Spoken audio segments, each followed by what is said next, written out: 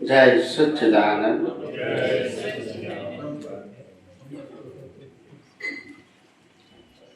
પૂછો હવે કન્ટિન્યુઅસ પાછો. જય સચિદાનંદ. જય સચ્ચિદાનંદ. આપણે કુદરતી રચના આખા દિવસમાં 5 વાર જોવાય, 10 વાર જોવાય, અહીંયા આખો દિવસમાં ન જોવાય. પછી આવો પ્રશ્ન રહે છે. હા, તો શું પણ ના જોવાય અને જોવાય? હા, તો પ્રશ્ન શું છે?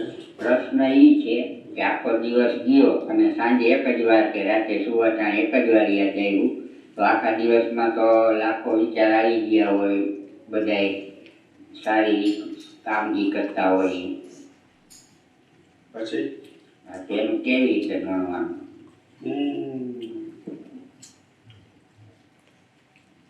જવાબ સાંભળો.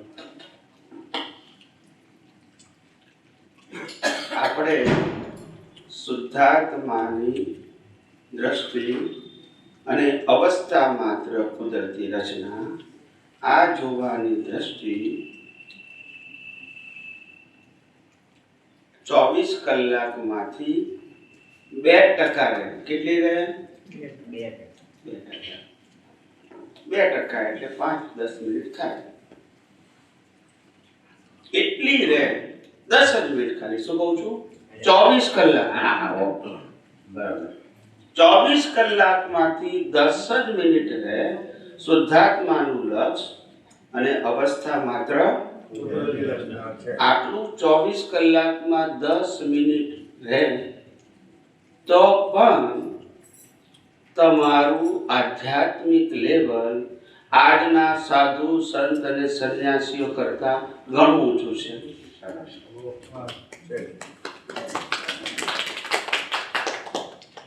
કારણ કે તે લોકો પાસે તો દ્રષ્ટિ જ નથી. એટલે રહેવાનો પ્રશ્ન, 1 સેકન્ડે રહેવાનો પ્રશ્ન નથી.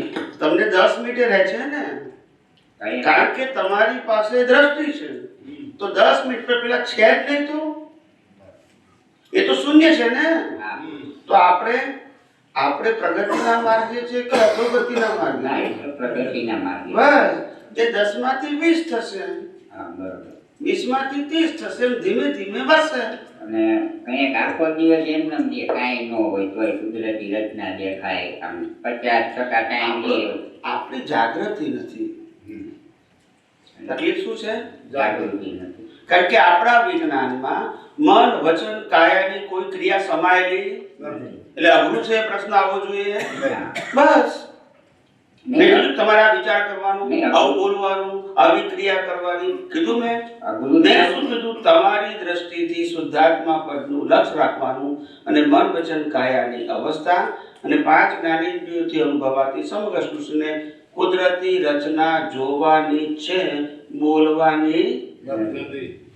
અને કુદરતી રચના જોઈ પર્ટિક્યુલર જ જોવાની, કે આપણે બુદ્ધિથી જોઈ લીધું કે ખાલી શબ્દ અંદરથી બોલીને કુદરતી રચના જોઈ લીધી, કેમ ખ્યાલ આવે કે આ પરફેક્ટ?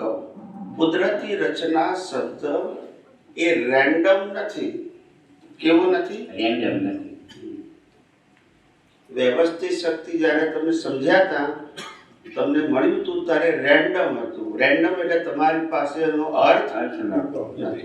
શબ્દ હતો, અર્થ નહોતો. આ કુદરતી રચના એ રેન્ડમ નથી, એ સાયન્સ છે. અને મેં ગઈકાલે સમજાવ્યું હતું કે આ દુનિયા 6 તત્વોથી બનેલી છે. એનું એક નામ કુદરત છે. એ 6 તત્વો કુદરતના કાનૂનથી કામ કરે છે. એ કામ કરતી વખતે જે અવસ્થા બને છે એને કુદરતી રચના. એટલે કુદરતી રચના જુઓ છો ત્યારે લક્ષમાં રહેવું જોઈએ કે આ કુદરતી રચના કુદરત અને કુદરતી કાનૂનથી બનેલી છે, કોઈની મરજીથી નથી. બસ, માટે અને સાયન્ટિફિક કહેવાય.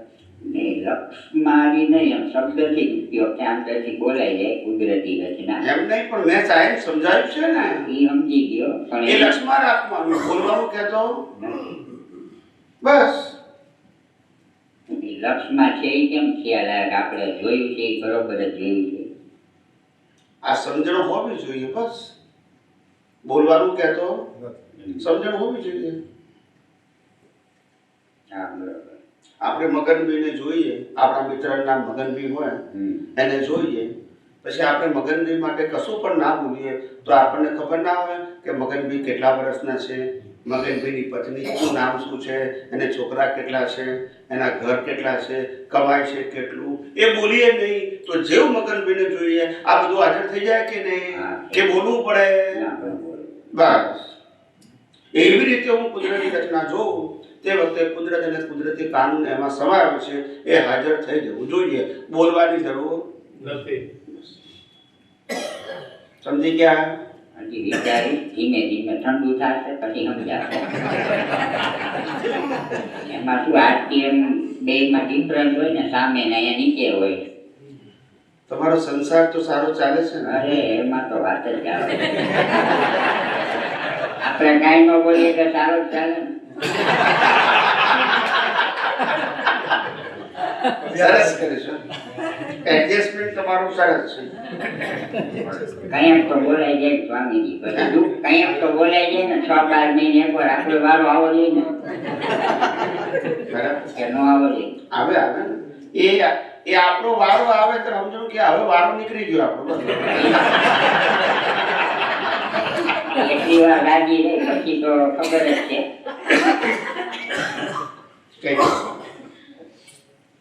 બીજું શું પૂછવું છે? બીજું કઈ તમે ટેસ્ટ કરો, અમે કેટલું સમજ્યા. હું ચેક કરવા જાઉં? નહીં ચેક નહીં, ટેસ્ટ કરો. ચેક કરવાનું નથી, ટેસ્ટ કરો. હા ટેસ્ટ કરો. અમારા ટેસ્ટિંગમાં તો તમે બધા પાસ જ છો. ના એ તો છટકબાજી ન ચાલે.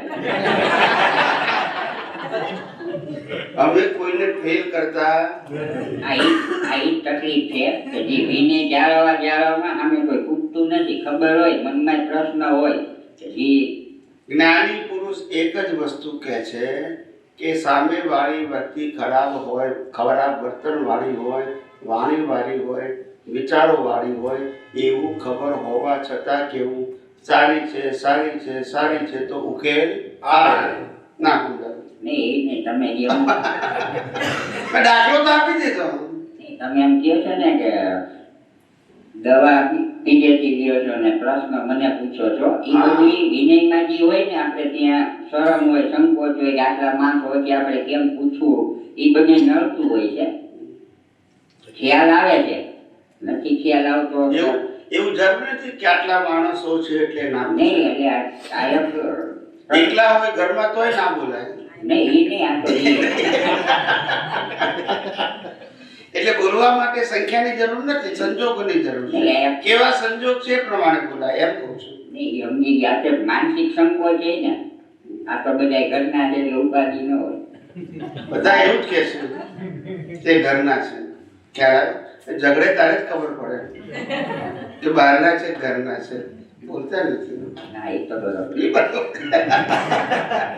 તમે ખોટું થયું બોલો. ભાઈ કે તમે ખોટું બોલો છો અને ખોટું બોલો તો મને કહેવાય કે છે જે કહેવું તું એ પાછું કઈ ખ્યાલ. પેલા ભાઈએ પૂછ્યું કે તમારી વાઈફ ગુસ્સે થાય?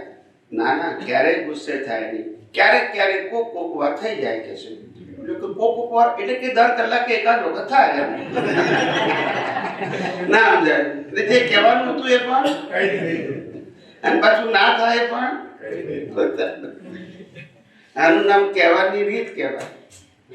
દાદા ભગવાને પોતાના જીવન માટે કીધેલું કે અમારે કોઈને અમારો વિરોધી હોય વ્યવહારમાં તો એને કાગળ લખવો હોય તો કઈ રીતે લખીએ? અમારો વિરોધી તો કે અમે બધું લખી નાખીએ, એના માટે જેટલી ભાડવાની હોય કાગળમાં ભાડી દઈએ, બધું લખી નાખીએ, જેટલું લખાય એટલું ખરાબમાં ખરાબ. છેલ્લે લખીએ અમે કે આ કાગળ મગજની અસ્થિરતાથી લખાયો છે માટે માન્ય ગણવો નહીં. પણ એ પેલા બધાએ સાંભળી લીધું, વાંચી નાખ્યું. આ તો છેલ્લે લખ્યું એટલે પહેલા તો બધું વાંચી લીધું એને. હવે હું કરું? છેલ્લે પછી આ કોથળામાં પાસે રાખીને મારી. દાદા ભગવાને કહેલું છું, મારું નથી. સાચી વાત છે. એમનું હોય તો મારે એમનું જ કહેવું પડે છે. હંમેશા અનુભવી જ્ઞાની પુરુષ પાસે જ્ઞાન કળા બોધ કળા હોય તો જ અનુભવી કહેવાય, નહીં તો અનુભવી ના કહેવાય.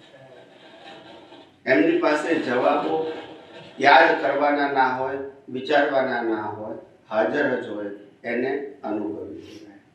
જેને પ્રશ્નનો જવાબ ખોરવો પડતો હોય એ અનુભવી, જેને પ્રશ્નનો જવાબ હાજર થઈ જતો હોય એને અનુભવી કહેવાય. હાજર થઈ જાય, શું થઈ જાય? ખોરવો પડે, યાદ કરવો પડે. આપણે તમારો સત્સંગ સાંભળી કંઈ પણ સાંભળી ભૂલી ગયા તો એ કુદરતી રચનામાં જ આવે ને. પછી બસ આજ પછી એટલે એમ ભૂલી ગયા તો સત્સંગ એમ અત્યારે તારે જેમ કોઈ ચર્ચા કરે તો ન યાદ હોય એમ. તો એ કુદરતી રચનામાં જ ગણવાનું. બધું કુદરતી રચના છે. અમારે એક ભાઈ હતા, હમણાં મુંબઈમાં ગયા હતા સપ્ટેમ્બર મહિનામાં. એક ભાઈએ પ્રશ્ન પૂછ્યો અને એક સંજોગ બન્યો તો એટલે જ પૂછ્યો, એના રેફરન્સથી પૂછ્યો. એનો એક મિત્ર હતો, એ 10-12 વર્ષથી સત્સંગ આપણા સાંભળતો હતો અને ક્યારેક ક્યારેક આવે બી ખરો, મુંબઈમાં છે. તો પછી એ ભાઈ આવતા બંધ થયા અને બીજે કોઈ જતા હશે, બીજે કોઈ જગ્યાએ જતા હશે. આપણને તો ખબર નથી, અહીંયા ના આવે એટલે ખબર નથી ક્યાં જાય છે. તે એ ભાઈએ એના રેફરન્સથી મને પ્રશ્ન પૂછ્યો. એ ભાઈને પરિચય હશે પણ ત્યાં હોય ત્યારે, બહાર કોઈ પરિચય નહીં હોય. તે પછી એને પ્રશ્ન પૂછ્યો કે સ્વામીજી, આ ભાઈ તમારો સત્સંગ 12 વર્ષથી સાંભળતા હતા અને આજે હવે આવતા નથી, તો એને નહીં સમજાયું હોય? બોલતા નથી. અને આ વિજ્ઞાન નહીં સમજાયું હોય એટલે ત્યાં ગયા બીજી જગ્યાએ? આવું મને પ્રશ્ન પૂછ્યો. સમજાયું? પ્રશ્ન પૂછ્યો એટલે મેં જવાબ શું આપ્યો ખબર છે? ના. મેં કીધું 50 વર્ષ સુધી પતિ પત્ની સાથે રહેવા છતાં નક્કી કરે કે નેક્સ્ટ પદમાં હસબન્ડ મારે આવવો જોઈએ અને વાઈફ મારે આવવી જોઈએ. એ બદલે જ છે, સમજીને બદલે છે, બોલતા નથી. સમજાવવાનું બદલે છે. હવે સમજી ગયા? એટલે આ નવી વસ્તુ, આ નોર્મલ છે. એનો જ્યાં હિસાબ હોય ત્યાં એ ફરિયાદનો પ્રશ્ન નથી. હિસાબ હોય ત્યાં જાય. હાથે રહેવું એટલે મતલબ એવું નથી કે સમજી જ ગયો છે. હાથે રહેવું એક સંજોગ છે, ઉદય કર્યો છે, પણ એના વિચારો શું હોય? જુદા હોય. તો નોર્મલ લાઈફમાં આ તો બનતું જ હોય છે, નથી બનતું? 30-40 વર્ષ પતિ પત્ની સાથે રહે, પણ જ્યારે 40 વર્ષની નક્કી કરે કે મારે આવો નહીં પણ આવો હસબન્ડ જોઈએ, મારે આવી વાઈફ નહીં પણ, તો બદલતા નથી. તો સમજીને બને છે, સમજ્યા વગર. હા, આ નવી વસ્તુ. એટલે આવું બધું બનાવ્યા જ કરવાનું. આપણે કુદરતી રચના જોવાની, ઊંડા ઉતરવું નહીં. તમારા સત્સંગમાં તો ઉતરવાનું. તમારા સત્સંગમાં તો ઉતરવાનું. મારા સત્સંગમાં નહીં, વિજ્ઞાનમાં. હા, વિજ્ઞાનમાં. હું તો તમારું વિજ્ઞાનજી તમને બાર કહ્યું. પાછું મારું બોલ્યા, કુદરતી રીતે મારું બોલ્યા તો વળગી જાય પાછું. કુદરતના વિજ્ઞાન તમારા દ્વારા કહેલું કુદરતના વિજ્ઞાનમાં ઊંડા ઉતરવા.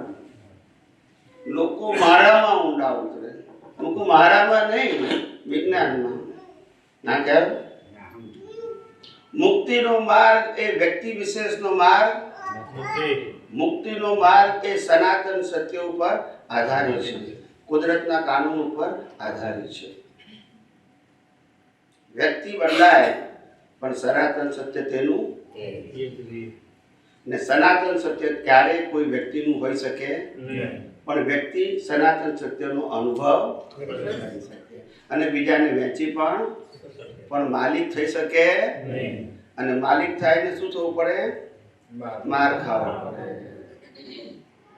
બીજાનું હોય ને આપણું કહીએ તો શું થાય? બોલો ને. મારે હા, ખાધું છે કે નહીં? ખ્યાલ આવ્યો? બીજા કોઈને પૂછવું હોય તો પૂછો.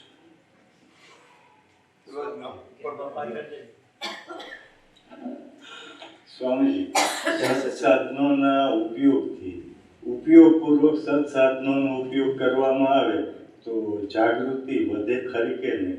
તો કુદરતી રચના થોડી જાગૃતિથી જોઈ શકાય, શુદ્ધાત્માનું લક્ષ્ય રહી શકે, સત્સાધનોનો શુદ્ધ ઉપયોગપૂર્વક જો કરે તો મિકેનિકલ નહીં થઈ શકે. જવાબ આપું? જી. પહેલું એ કે સત સાધનની વ્યાખ્યા સમજો. જી. શું કીધું? સત્સાધન જે સાધન એટલે મનોવચન કાયા, જે સાધન સતની હાજરીમાં ઉપયોગ થાય છે એ સત્સાધન. સતના લક્ષ્ય સાથે થાય છે એ સત્સાધન. ખ્યાલ આવ્યો? અને જે સાધનનો ઉપયોગ સતની ગેરહાજરીમાં થાય છે એ બધા શુભ અને અશુભ સાધન. બરાબર. સમજી ગયા? એટલે સાધનને શુભ અશુભ નથી કહેવાનું. સતની હાજરી સાથે તમે ખાઓ પીવો તોય સત્સાધન કહેવાય, મારામારી કરો તોય સત્સાધન કહેવાય. સમજી ગયા? કારણ કે લક્ષ શું છે? હું કોણ છું? નિશ્ચય નિર્ણયથી કહેવાય, ને અવસ્થા માત્ર તો સત્સાધન કહેવાય. પણ ભગવાનની આરતી ઉતારો ને હું ઉતારું છું તો શુભ સાધન કહેવાય. એ વખતે જ સ્વામીજી હાજર રહે કે આ એટલે હું એ કહું છું, પણ એ વખતે હાજર રહે કે બીજી કોઈ પણ ક્રિયામાં હાજર રહે તો એને સત સાધન જ કહેવાય. એમ કહેવા ચરણ વિધિ કરતી વખતે પણ હાજર રહે, ખાતી વખતે પણ હાજર રહે, ધંધામાં પણ હાજર રહે, તો આપણા માટે બધા સત સાધન છે. ખ્યાલ આવ્યો? પણ ચરણ વિધિ આ કરતી વખતે આપણે સંસાર હાજર રહે તો એ સત સાધન નથી. હવે સમજી ગયા? એટલે સાધન સાથે સતને ના જોડો, સતના લક્ષ સાથે જે કંઈ પણ ક્રિયા થાય છે એ બધા સત સાધન છે. અને સતના લક્ષ વગર થાય છે એ બધા શુભ અને અશુભ સાધન છે. પણ સ્વામીજી આ જે ચરણ વિધિ થાય, આમ જનરલ ક્રિયામાં સતના લક્ષથી જોવાય તો બરાબર છે, પણ જે ચરણ વિધિના જે વાક્યો છે એનાથી તો સ્વામીજી થોડી જાગૃતિ વધે ને? એમ ભલે વધે ખરી, જાગૃતિ વધે, પણ ક્યારે કે આપણે એ સમજણ પૂર્વક બોલતા હોય તો, કેસેટની જેમ બોલતા ના તો હોય સ્વામીજી બરાબર. બસ. તો પછી કેસેટની જેમ બોલ તો કેસેટની જાગૃતિ હોય? નહીં. તો આ સ્વામી મોબાઈલમાં રેકોર્ડિંગ કર્યું તો મોબાઈલની જાગૃતિ હોય? ના હોય. પણ હમણાં તો જાગૃતિને સ્પીચ સાથે ના બોલો, ના સ્વામી, જાગૃતિને છૂટાપણા સાથે બોલો કે બોલનાર કોણ છે અને હું કોણ છું. આ ઉપયોગ પૂર્વક બોલતા હોય તો સત્સંગ. આ સ્વામીજી હમણાં જ આપણે વાત કરી કે સ્થૂળ સંયમો સૂક્ષ્મ સંયમોની, તો એ જ્યારે હાજર રહેતું હોય તો એ જાગૃતિ તો ડેવલપ થવાની ને. તો સ્વામીજી એવું શા માટે નક્કી ન કરું કે મારે એકવાર આવી રીતે આ વિધિ બોલવી જ છે? એમ હું એમ કહું છું કે તમે વિધિ બોલવાનું નક્કી કરો. જી. કે વિધિ બોલવાનું નક્કી ના કરો. જી. સાંભળજો હવે. પણ વાણીથી બોલો છો ને? હા. એ પર ને પરાધીન છે કે સ્વતંત્ર છે? તો આપણે નક્કી કરવાથી શું ફેર પડશે? એટલે આમ એક ગોઠવણ જ સ્વામીજી. એમ એટલે વ્યવહારથી બધું જ બરાબર છે, પણ સિદ્ધાંત સમજી લેવાનું. બોલવી હોય તો એ નહીં બોલાય, અને ના બોલવી હોય તો એ ખ્યાલ આવ્યો? એટલે કોઈ પણ ક્રિયા શબ્દ આવે તો કુદરતી રચના આવવું જોઈએ. તો એમાં નક્કી કરવું કે એવું નહીં? નક્કી કરવું નક્કી કરવું એ જે શબ્દ બોલો છો ને એ પણ પ્રકૃતિના ભાગમાં આવે. પ્રકૃતિને જે નક્કી કરવું છે ને એ કરે છે, અને નથી કરવું એ પણ એને આત્માનો પ્રશ્ન, એને જાગૃતિનો પ્રશ્ન, એને પુરુષાર્થનો પ્રશ્ન ના બનાવો. એ નક્કી કરે અને ના કરે એ બેને કુદરતી રચનામાં ગોઠવો. અચ્છા સ્વામીજી, હવે આપને કહું, આપે કીધું કે શુદ્ધાત્માના લક્ષમાં રહેવું અને પછી કોઈ પણ ક્રિયામાં અને કુદરતી રચના જોવી, એ પણ નક્કી કરવાનું થયું ને સ્વામીજી? દ્રષ્ટિથી નક્કી કરવાનું થયું ને? હા, સમજાવ. એટલે નક્કી સમજાવ. નક્કી કરવાનું એટલે ક્યારે કહેવાનું હોય કે અવસ્થાએ બદલાતું હોય. આપણે તો બધી જ અવસ્થાને કુદરતી રચના કીધી છે. તમને કીધું કે આ તમારી વાઈફ છે, ચોરીમાં ફર્યા પછી કેટલી વાર નક્કી કરવું પડે? એ કડકડાટ હાજર રહી જાય છે, બીજું બધું જ ભૂલી જવાય છે. તો પછી નક્કી કર્યા પછી જાગૃતિ હોય. શું છે? રોજ રોજ કરવાનું ના હોય. રોજ ક્યારે કરવાનું હોય કે એક્સરસાઇઝ હોય તો. જાગૃતિ એ ફિઝિકલ એક્સરસાઇઝ નથી. મન વચન કાયની એક્સરસાઇઝને એક્સરસાઇઝ કહેવાય. જ્ઞાન દર્શન ના ઉપયોગને ઉપયોગ કહેવાય, જાગૃતિ કહેવાય. એને એક્સરસાઇઝ ના કહેવાય. ખ્યાલ મન વચન કાયા તઈને રેકોર્ડ કરી શકાય, બોલતા નથી. જાગૃતિ રેકોર્ડ ના કરી શકાય. એ મિકેનિકલ નથી. મિકેનિકલ મન પણ રેકોર્ડ કરાય, વાણી પણ અને એક્શન પણ. પણ જ્ઞાન દર્શનનો ઉપયોગ રેકોર્ડ, એટલે એને ફિઝિકલ ક્રિયા સાથે સરખાવવાની નથી. એ દ્રષ્ટિ શબ્દ એના માટે છે. જે છે એ જ બોલો. કારણ કે સાયન્સમાં ગોળ ગોળ નહીં ચાલે, ધર્મમાં બધું ચાલે. અને આજે કારણ કે ત્યાં ટેલી કરવાનું. ચરણ વિધિ કરવી તો એમાં નક્કી કરવું શબ્દ આવશે, એમાં દ્રષ્ટિ શબ્દ તો આવશે જ નહીં ને. એટલા માટે કીધું કે પ્રકૃતિનો સબ્જેક્ટ છે. હા. મારે ભણવું છે, કોણ નક્કી કરશે? આત્મા. ના, મારે નોકરીએ જવું છે, કોણ નક્કી કરશે? આ તો પ્રકૃતિ. મારે લગ્ન કરવા છે, કોણ નક્કી કરશે? પ્રકૃતિ કરે. મારે છોકરાને ભણાવવા છે, કોણ નક્કી કરશે? તો પ્રકૃતિ નક્કી કરે, એમાં મારે નક્કી કરવું એવું કેમ બોલો છો વિજ્ઞાનમાં? વ્યવહારમાં બોલો તો વાંધો, વિજ્ઞાનમાં ન બોલાય. ના બોલાય. મન વચન કાયા અને તેની અવસ્થા માત્ર કુદરતી રચનામાં તો છે. ઉદયમાં આવે બસ. એ જ વાત. મેં હમણાં તો કીધું કે મારામારી કરતા મોક્ષે ગયા, કારણ કે સત સાધન એ સતમાં રહ્યા અને મારામારીને કુદરતી રચના જોઈ એટલે મોક્ષે ગયા. મેં કર્યું હોય તો નરકે જાય.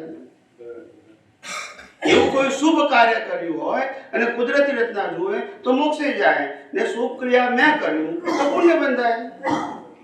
એટલે સ્વામીજી એવું બને કે નક્કી આવું કરો કે મારે વિધિ કરવી છે, તો કદાચ મારા ખ્યાલથી આપે જે કીધું કે શુદ્ધાત્માનું લક્ષ અને એ આ જે દ્રષ્ટિથી જોવું, એમાં થોડી કચાશ આવી જાય સ્વામીજી. જ્યારે હું એવું એમ કહું કે મારે વિધિ કરવી છે એવું બોલું અને પાછું શુદ્ધાત્માના લક્ષમાં રહું અને કુદરતી રચના જોઉં, તો એમાં ડેવલપમેન્ટ ન થાય ને સ્વામીજી. કારણ કે મારો અભિપ્રાય પડી ગયો ને, ક્રિયા ઉપર ભાર વધી ગયો ને સ્વામીજી. કઈ ક્રિયા ઉપર? હા, મારે એવું નક્કી કર્યું કે ના, મારે વિધિ કરવી છે, ચરણ વિધિ કરવી છે, કરવી જોઈએ ને એનાથી મને જાગૃતિ રહે છે એવું મને સમજાતું હોય, અને એવું રાખવું કે મારે શુદ્ધાત્માના લક્ષમાં રહેવું છે અને કુદરતી રચના જોવી છે, તો થોડો વિરોધાભાસ થયો ને સ્વામીજી. થયો જ ને સાહેબ. હા. રોજ કેસેટ વગાડો એટલે કેસેટની જાગૃતિ વધે ને ધીમે ધીમે. ના. ત્યાં સમજણ અહીંયા નથી પડતી. તો જાગૃતિ શબ્દ ક્રિયાનો છે. ના. જો ક્રિયા ન હોય તો કેસેટને વધવી જોઈએ. જો બોલતા નથી. ક્રિયા માત્ર મિકેનિકલ છે. શું છે? આપણી મરજીથી કશું ચાલવાનું નથી. નહીં. કરવું હોય તે કરવું પડશે, અને કરવું હોય તે નહીં થાય. નહીં. બોલવું હોય તે બોલાઈ જાય. અને બોલવું હોય તો બોબડી. ન બોલાય. ના વિચારવું હોય તો વિચાર, થઈ જાય. ને વિચાર સારો કરવો હોય તો નહીં થાય. જે આપણા હાથમાં નથી એમાં શું કામ ઊંડા ઉતરો છો? અનનેસેસરી પઝલ ઊભા કરો છો. જોયા કરો ને કુદરતી રચના. કુદરતી રચના જ છે. આ શરીર જ એનું છે, સંજોગો એ આપે છે, શક્તિ એને આપે છે. આપણે શું કામ હાથ નાખીએ છીએ એમાં?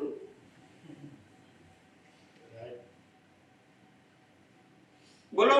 બે જ વસ્તુને પાકી કરવાની રહી સ્વામીજી. આપે જે કીધું એ રીતે શુદ્ધાત્માનું લક્ષ અને કુદરતી રચના, બે જ વસ્તુ પાકી જ કરવાની. તો બે જ આટલી સહેલી વસ્તુ છે એને અઘરી હું કામ બનાવો?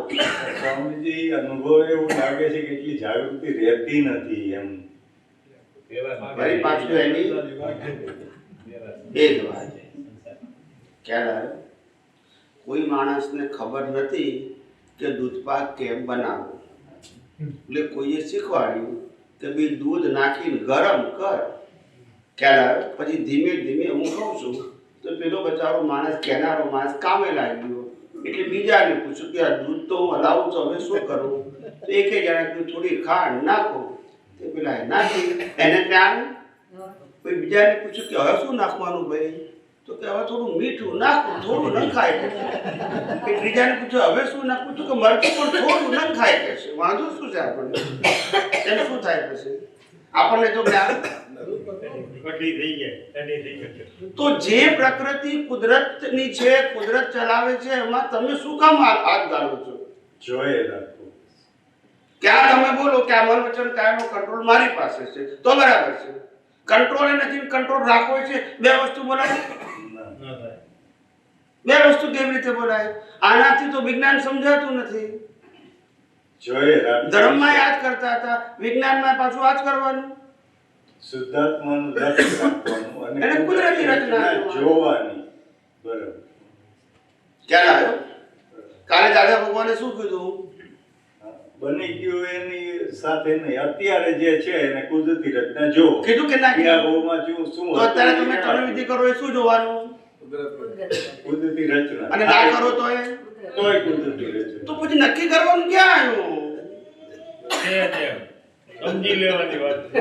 કેવું નહીં લેવાતું? કરતામાં ગયો કે ટેન્શન ક્યારે? અને પેટ ચોડીને પીડા ઊભી કરી કહેવાય. પીડા છે નહીં પણ આમ ચોડે, દુખે કે નહીં? ક્યારે? તમને જોવાનું કહે છે તો જોયા કરો ને. ક્યારે? આ તો પિક્ચરમાં જોતા હતા, તા મારામારી આવી ગઈ તો પેલાને એકદમ પ્રેમ થઈ ગયો કે આ છોકરીને આવું કરે છે, તો પડદા ઉપર ગયો. પછી ખબર પડી કે આ તો પડદો હતો. પેલા ભાઈ જોયા કરો. તમને જોવાનું કીધું છું કે સપોર્ટ કરવાનું કીધેલું? જોયા કરો ને. આ મન વચન કાયા રૂપી પડદા ઉપર શું ફિલ્મો પડે છે, જોયા કરો ને. ફિલ્મ પાડનારાને ખબર, આપણે જોયા કરવાનું છે. ખ્યાલ આવે? ગયા અવતારમાં ટિકિટ તો આપેલી છે આપે. ખ્યાલ આવે ને? ગમે તેવા સીન આવે, જોવામાં શું વાંધો છે? બોલતા નથી. ડાયરેક્ટરને વાંધો નથી, રોલ ભજવનારને વાંધો નથી, આ થિયેટર વાળાને વાંધો નથી, તમને કેમ વાંધો છે? જો બોલતા નથી. કોઈને વાંધો છે? હવે આપણને જોઈને એકદમ લાગણી થઈ જાય. ખ્યાલ આવે? એક ભાઈ તો ખરેખર ઊભા થયા હતા, એની વાઈફ કે બેસી જાઓ, આ તો પિક્ચર છે કે ઘણી વખત થઈ જાય ને પરદુખ બંધન હોય તો. પરદુખ બંધન ના આવે? આવો પછી માર ખાવો પડે. શું થાય? આટલું સીધો ને સહેલો રસ્તો મળ્યા પછી શું કામ ઉડાવતો છો? નિર્વિકલ્પી મળ્યા પછી વિકલ્પમાં શું કામ કરો છો સાહેબ? અનાદિકાળથી આ જ કર્યું છે. જ્ઞાની ભગવાન તો કહેશું ને આપણે સમજવું. ચોપડવાની અમેરિકામાં 1900 દાદા ભગવાન 1987માં છેલ્લા વર્ષે આવ્યા, 87માં. તે બોસ્ટન ગયા હતા. ક્યાં ગયા હતા? બોસ્ટન. તો એક બેન સત્સંગમાં આવતા હતા, જ્ઞાન પણ લઈ ગયા હતા. એનો ભાઈ છે ને, એનો ભાઈ, એને બિયર વેચવાની દુકાન હતી. શું હતી? હા. તે પણ બિયર પીએ એટલું, ઘરનો ધંધો એટલે તો રોજ જે 1 ગેલન પી જાય. કેટલું? 1 ગેલન એટલે કેટલું? 4.6 લીટર થાય. કેટલું થાય? એવી ગેલનના બિયર બી આવે છે અમેરિકામાં. બાટલીમાં તો આવે ને, ખ્યાલ આવે. પણ ગેલનના પણ એવા બિયર એક આવે. ફેમિલી કહેવાય કે ગ્રુપ કહેવાય, બધા પીવે. તે રોજ જે 1 ગેલન બિયર પી જાય, એની વાઈફ કે ઘરવાળા કે બધા કે પણ એ માને નહીં. તો પછી એને લાગ્યું કે દાદા ભગવાન આવ્યા છે તો એમની પાસે લઈ જવું. 1987 નહીં, 86 હશે. 87માં તબિયત સારી નથી, 86 હશે. આ બોસ્ટનમાં બનેલો પ્રસંગ છે. અમે જ્યારે બોસ્ટનમાં ગયા 94માં, ત્યારે બેને અમને સંભળાવ્યું. પછી તે બેન એના ભાઈને દાદા ભગવાન પાસે લઈ ગયા. પછી બેસાડ્યો સામે. પછી દાદાને પરિચય કર્યા કે આ મારો ભાઈ છે. દાદા કે સારું, શું પૂછવું છે કે છે? તો પેલો ભાઈ કે છે મારી એમની બેનને પૂછવું છે કે છે. તો પેલા દાદા કે છે ભાઈ તારે શું પૂછવું છે? તો કે છે આ મારો ભાઈ છે ને રોજે 1 ગેલન બિયર પી જાય છે ને ઘર પરિવાર વાળા મિત્રો બધા કે છે પણ સાંભળતો નથી. એટલે દાદા ભગવાને કેસ હાથમાં લીધો. શું લીધો? આ વકીલો લેશે ને એવો તે કેસ હાથમાં લીધો. પછી એને કીધું કે તું પીવે છે ગેલન? તો કે હા પીવું છું કે છે. તને ગમે છે? તો કે ગમતું નથી પણ ચાલતું નથી કે છે. તો પછી દાદાએ પૂછ્યું કે તારે છોડવું છે ખરેખર? તો કે છોડવું તો છે પણ છૂટતું. પછી દાદા કે ખરેખર છોડવું છે? તો કે આ ખરેખર છોડવું છે. પ્રોમિસ આપે છે? તો કે પ્રોમિસ આપું છું. તો પ્રોમિસ આપી પછી દાદા ભગવાને ઉપાય બતાવ્યો. એને કીધું કશો વાંધો નહીં, તને બિયર પીવાનું બંધ કરવાનું કહેતો નથી, પણ આજથી નક્કી કર કે 1 લીટરની બોટલ હોય એનાથી 24 કલાકમાં વધારે પીવો નહીં. જ્યારે મન થાય ત્યારે 1 સીપ મારી મૂકી દેવાનું, પણ 24 કલાકમાં કેટલું થવું જોઈએ? 1 લીટર. સમજાય છે? એનાથી વધારે નહીં પીવાનું. હવે આ દાદા ભગવાને તો પ્લાન કહી દીધું 1 લીટરથી વધારે પીવાનું નહીં. એટલે પછી મહાત્મા સમજી ગયા કે હવે દાદા ભગવાને 1 લીટર પીવાની જો બોલતા નથી. બરાબર ને? બધાને પીવાય પછી તો કઈ છૂટ કોણે આપી? ના છપાઈ ગયો આપતો વાણીમાં. હવે શું થાય? જે મહાત્મા વાત છે બધું આપણા માટે જ છે ને, જો બોલતા નથી. હવે આવું થાય દશા પ્રાપ્ત થાય કે બે કોનો રોગ ને કોની દવા અને પીવે કોણ? આવું જ થયું છે. આપ તો મારીમાં તમારા રોગો છે કે બીજાના છે? દવા તમારી. હવે સમજાય છે? કેમ નથી સમજાતું? કેમ પ્રત્યક્ષની વેલ્યુ છે? કોનો રોગ કોની દવા અને લે કોણ? પછી શું થાય? સમજાય છે? આ તકલીફ થઈ છે. માટે કીધું શાસ્ત્ર પણ અનુભવી જ્ઞાની વગર સમજાય નહીં. અનુભવી હોવો જોઈએ, જેને દર્શન પ્રાપ્ત હોવું જોઈએ, નોલેજ નહીં. નોલેજ તો બધાને છે. વેદાંતે સમજાવે, ગીતાએ સમજાવે, રામાયણ મહાભારત સમજાવે, આગમ સમજાવે, બધું સમજાવે, પણ એ સમજણ છે, અનુભવ નથી. અનુભવ જોઈએ. તો એ તમને એમની દ્રષ્ટિ શું છે તે કહે અને પેલા શબ્દનો અર્થ કહે.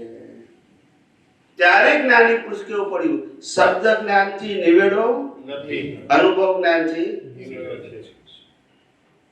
પાછું બીજું સૂત્ર છે, શાસ્ત્ર જ્ઞાનથી નિવેડો નથી, અનુભવ જ્ઞાનથી. આ બે સૂત્ર છે. ખ્યાલ આવ્યો? અનુભવની કિંમત છે. એમ કોપી કરવા જઈએ તો શું થાય સાહેબ? ખ્યાલ આવ્યો? આ સમજવાનું છે. માણસની માન્યતા એટલી જડ થઈ ગઈ છે. શાસ્ત્રો વાંચવાના હતા સામાન્ય ભાવે. કેવા ભાવે? સામાન્ય ભાવે. એમાંથી આપણને જે પ્રયોગ ગમતો હોય એમાં આગળ વધવું, બાકી બધું બાયપાસ કરવું. આવી પહેલાની પદ્ધતિ હતી. એટલે હજારો શાસ્ત્રો વાંચતા હતા માણસ નવરા પડે ત્યારે. કારણ કે શાસ્ત્ર વાંચવું એ એક માણસનો સ્વભાવ હતો. આજે એક જ શાસ્ત્ર વાંચીને એટલું ગોખી નાખે છે એ મય થઈ જાય છે. શું થઈ જાય છે? આપણે શાસ્ત્રમય થવાનું હતું કે મર્મ સમજીને અનુભવ કરવાનું હતું? આપણે ચોપડી થવાનું હતું? કવિરાજે પદ લખ્યું, પુસ્તકો જ વાંચીને બન્યા છે જે ચોપડી, ઘૂમડું રૂજાશે નહીં ભલે બાધી લોપડી. ના પુસ્તકો વાંચીને ચોપડી થઈ ગયા. ચોપડી થવાનું હતું? સમજાય છે? સાર સમજવાનું હતું. શેના માટે લખાયું છે, કોના ઉદ્દેશથી લખાયું છે, મારે કામનું છે કે નહીં. જેના માટે કીધું હોય એના માટે તો બરાબર છે, પણ આ તને કીધું છે તારા માટે છે તો શું થાય?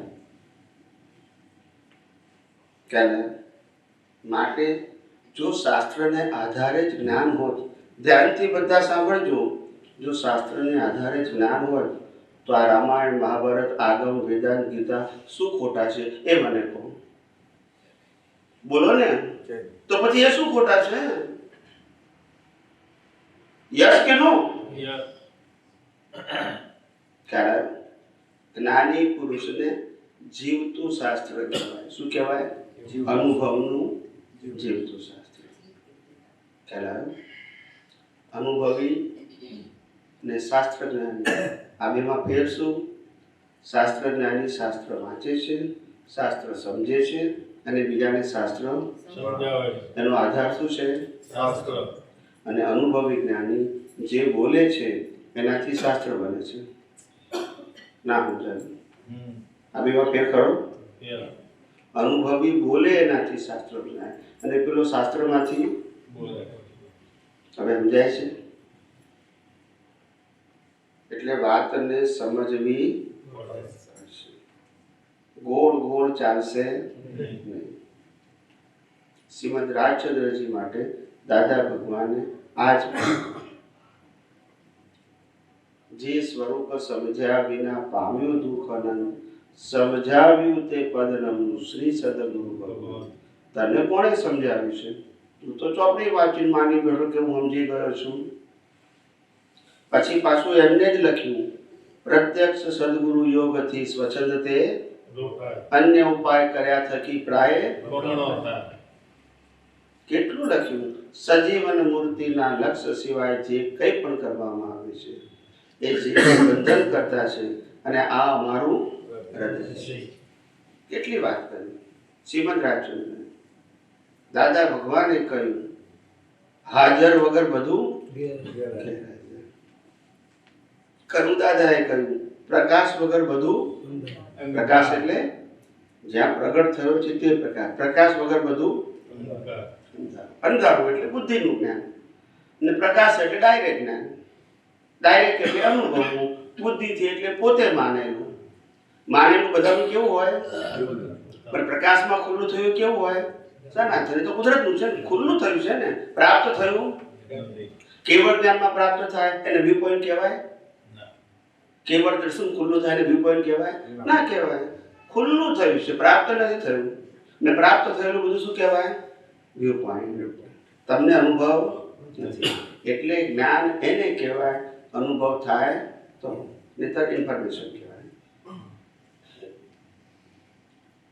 બોલો, ઘડિયાળ જોઈને મને કહેજો પાછા. હો 10:40 થઈ.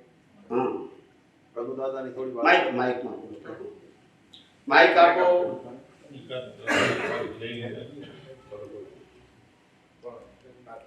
જય સચિદાનંદ. જય સચ્ચિદાનંદ. કનુ દાદાની થોડી વાત કરો ને.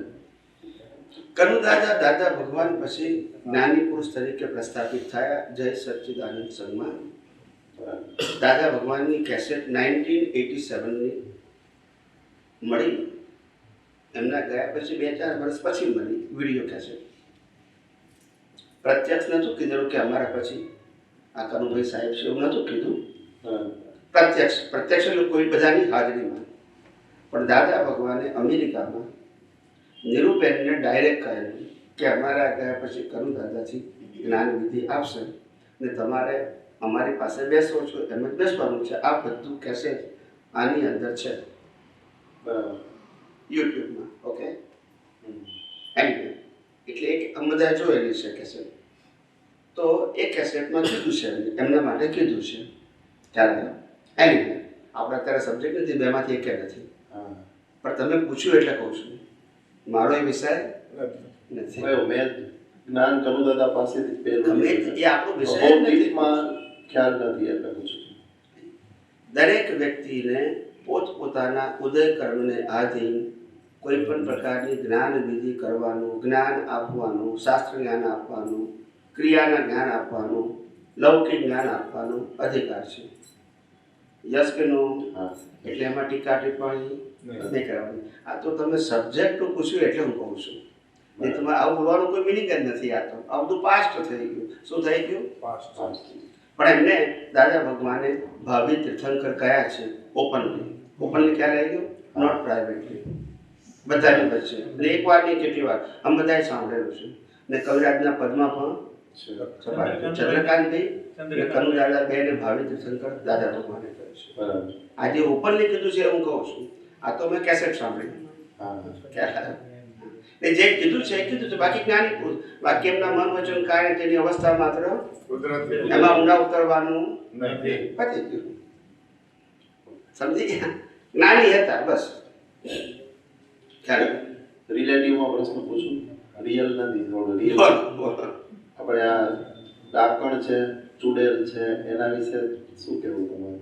એ તો ઘરમાં બધા એકબીજાને ટાઇટલ આપતા જ હોય છે. બધા હશે આવું કે બોલ્યો કઈ વાંચું. કેટલું કેટલું સટીક ઉદાહરણ છે, કોઈને સમજાવવું જ ના પડે.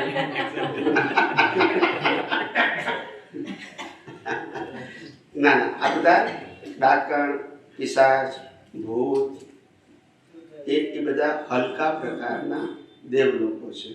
એ હલકા પ્રકારના દેવલોકોનું ટાઇટલ છે વ્યંતર દેવો. કયા દેવો? વ્યંતર દેવોની કેટેગરીમાં.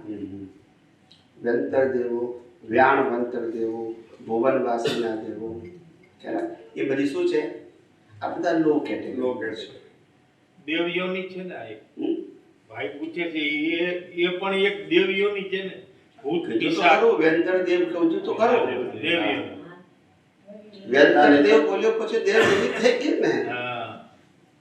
આપણે બધા કહે છે ને ઓલો વૈદગુણ, ઓલો વૈદગુણ બધું. એ જ હતું. એ દેવી દેવતા નથી, એને પ્રેત કહેવાય. આ બધું સમજણ નથી પડતી, બધા એની તકલીફ છે. ચોપડવાની બધા પી જાય છે. એ પ્રેત છે, એ દેવી દેવતા નથી, એ બેનો હિસાબ છે. બરાબર. પ્રેત યોની, ખ્યાલ આવ્યો? એને યોની મળી નથી એટલે અવગતિઓ જીવ. હજુ એને ચારમાંથી એક ગતિ નથી મળી.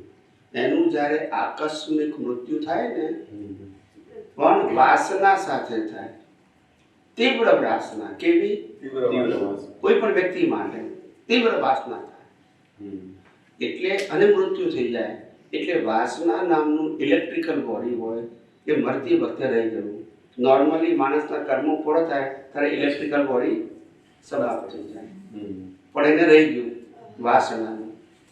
એ વાસનાનું ઇલેક્ટ્રિકલ બોડી હોવાના કારણે ફિઝિકલ બોડી એને ના હોય તો ભૂખ લાગે, તરસ લાગે, થાક લાગે, ઊંઘ લાગે, બધું લાગે. એટલે જેની સાથે હિસાબ હોય એને વળગે, પેલો ખાય, ખ્યાલ આવ્યો, અને આ ભોગવે. આને વર્ગણ કહેવાય. શું કહેવાય? વર્ગણ. એ વર્ગણ પેલી ભાષામાં આખી આ લાઈફ જીવીએ છે ને એ વર્ગણ જ છે. ખ્યાલ આવ્યો? સાચી વાત. એટલે એ પ્રેત કહેવાય. દેવી દેવતા ને શોર્ટ ટાઈમ માટે હોય, 2 મહિના માટે હોય, 2 દિવસ માટે હોય, 6 મહિના માટે હોય, મેક્સિમમ વર્ષથી વધારે ના હોય. અને પહેલા જમાનામાં બહુ રહેતું હતું, હવે નથી રહેતું. હવે મોહના સાધનો બસી ગયા ને એટલે એક જ વ્યક્તિ માટે એટલી તીવ્રતા રહેતી નથી. પહેલા તો લિમિટેડ ઝોન હતો, રાગ કરવાનું લિમિટેડ ઝોન. અત્યારે એટલા બધા ઓપ્શન છે ને, એટલે માણસની જે રાગ કરવાની જે શક્તિ હતી ને એ ડિસ્ટ્રીબ્યુટ થઈ ગઈ. એટલે કોન્સન્ટ્રેટ પહેલા જમાનામાં કોન્સન્ટ્રેટ થતી હતી, લિમિટેડ એરિયા હતો ને. પણ વસ્તુ છે એટલે પ્રેત કહેવાય, એટલે દેવીઓની ના કહેવાય. અવગતિઓ જીવ. શું કહેવાય? હવે આ બધું ચોપડી વાંચું તો ક્યારે સમજ પડશે? જો કે જરૂર નથી આ બધી વસ્તુ, પણ તમે પૂછો એટલે અમારે જવાબ આપો. અમારે તો આઉટ ઓફ સિલેબસ છે બધું.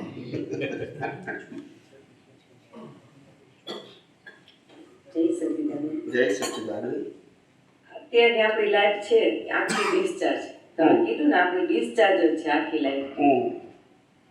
તો હવે એ ડિસ્ચાર્જ છે એ કુદરતી છે, કુદરત બરાબર, કુદરતી રચના. હા, એમાં આપણે કાંઈ કરવાનું નથી, ખાલી માત્ર જોવાનું છે. મન વચન કાય બધું કરવાનું, પણ આપણે કરીએ છે એવું માનવાનું નહીં, કારણ કે આપણે શુદ્ધાત્મા છીએ. હવે આગળ બોલો. એ થયું પછી હવે ઈ અત્યારે આ બધું ડિસ્ચાર્જ જેમ કીધું તમે પિક્ચર છે ઉતરી ગયું છે આખું પિક્ચર મારું જન્મી ત્યાંથી મરી ત્યાં સુધી. યસ. હવે જે નવો કોર્સ પડે છે અણસમજણના આધારે જે મારી અજાગૃતિના આધારે બરાબર એના આધારે જ કોઝ પડે ને. બરાબર છે, સમજી ગયો. પછી તો ઈ કેવી સમજણ હોવી જોઈએ કે કોઝ ન પડે? હા, એ જ તો હું વિજ્ઞાન કહું છું.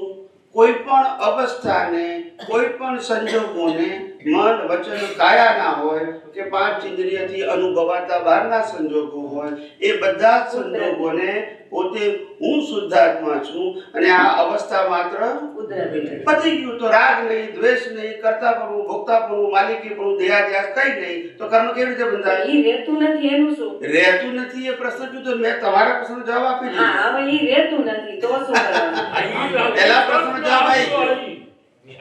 પહેલા પ્રશ્નનો જવાબ આવી. પહેલાનું આવે. પછી હવે ઈ રહેતું નથી. તમે જે કહેવા માંગો છો. સમજી?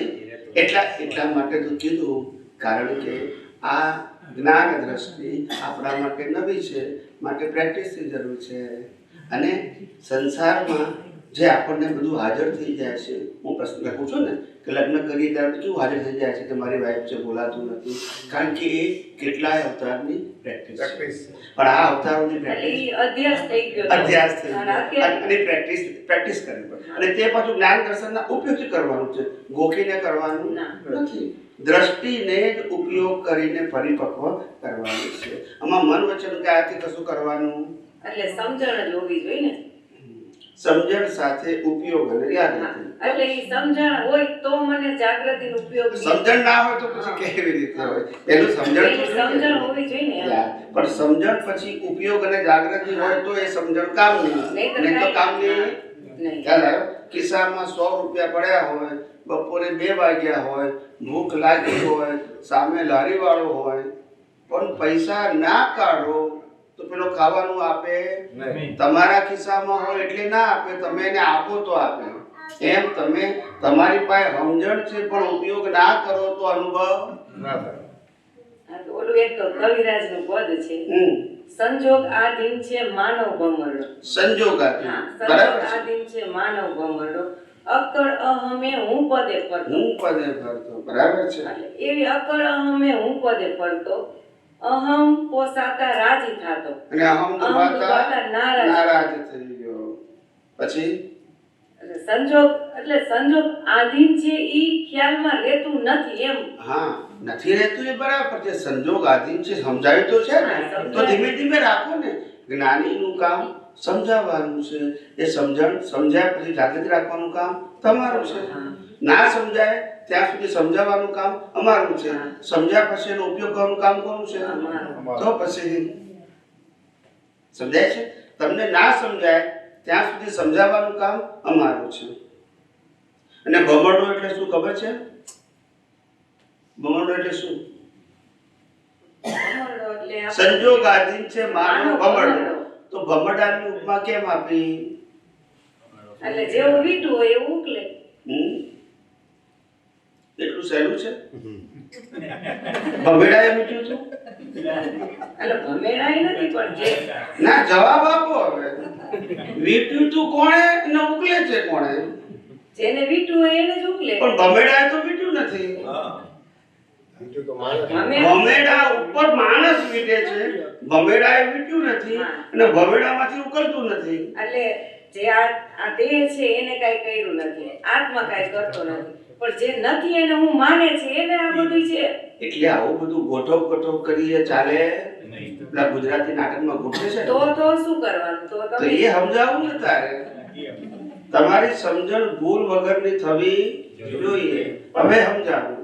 આ જ્ઞાની પુરુષે રૂપક એમને આપ્યું એક્ઝેક્ટ છે, ખાલી આપણે સમજ્યા નથી. રૂપક એક્ઝેક્ટ ને પરફેક્ટ છે, અને એ સમજાશે તો તમને આ કુદરતી રચના પણ હું સમજાવું. હવે આ ભમરડો છે, એને હિન્દીમાં લટ્ટુ કહેવાય. શું કહેવાય? લટ્ટુ. અમે રાજસ્થાનમાં ભમરડો કહીએ તો કોઈ ના સમજે, લટ્ટુ કહીએ તો સમજી જાય. તો એ ભમરડો હોય, એ ભમરડાને માણસ એટલે કે આપણે પોતે શું કરીએ છીએ? ઝાડ વીંટીએ છીએ. એ ઝાડ વીંટ્યા પછી ભમરડાને શું કરીએ છીએ?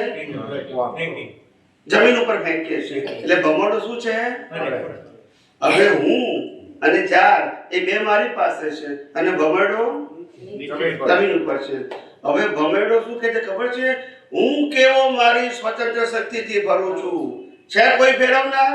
છે કોઈ જાણ મારી પાસે? બોલતા નથી. છે હા નથી એટલે એવું થઈ ગયું એવું એ માને છે. છે કોઈ મને ફેરવનાર? મારી શક્તિથી ભરું છું. એવું ભમેડાને થાય છે, કારણ કે ફેરવનારે નથી ને જાણે નથી. ભમેડો તો અલગ થઈ ગયો. એવું જ પડતો હતો. એવું હવે આ રૂપકને કઈ રીતે આપણી લાઈફમાં લઉં એ સમજાવું છું. હવે ખ્યાલ આવ્યો? તમે કર્મની વીટેલી ઝાડ, સાંભળજો, હા હા કર્મની વીટેલી ગયા અવતારની ઝાડ એ છે કોની પાસે? કુદરત પાસે. ખ્યાલ આવ્યો? એ કુદરત પાસે જે ઝાડ છે, કર્મની ઝાડ, એ આ ભમરડાના મન વચન કાયાની અવસ્થાને ફેરવે છે. ખ્યાલ આવ્યો? અને આ ભમરડો ફરે છે ત્યારે ઝાડ અને કુદરત બે જુદા છે. કુદરત ફેરવનાર છે, ઝાડ પણ કોની પાસે છે?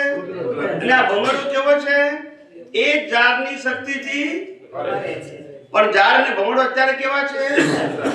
એટલે આ ભમરડો હું કે છે? હું કેવું વિચારું છું, હું કેવું બોલું છું, હું કેવું કરું છું, એટલે એને ભમેડો કીધો.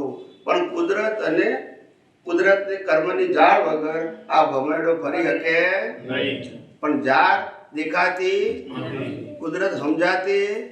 એટલે એમ કે હું ફરું હા, હવે સમજી ગયા? હા એટલે આ ભમેડો જે છે એ કુદરતી રચના છે, પણ એને લાગે છે કુદરતને મારે શું લેવા દેવા? હું તો મારી મરજીથી વિચારું છું, મારી મરજીથી બોલું છું, મારી મરજીથી કરું છું.